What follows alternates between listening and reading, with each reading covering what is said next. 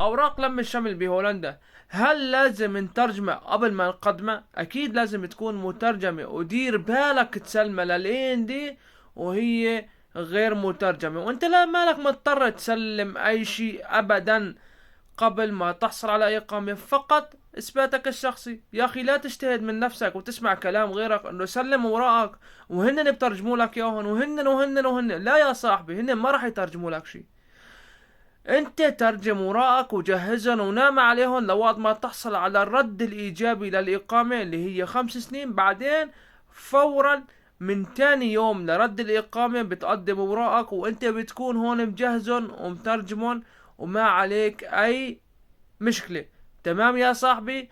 قبل الإقامة ما تسلم شي أبدا، فقط إثباتك الشخصي، إخراج قيد أو جواز سفر أو هوية. لا تقول إنن بترجمون، ترجمون وجهزهم، بس تاخد الرد قول يا رب قدم وراه لم الشمل.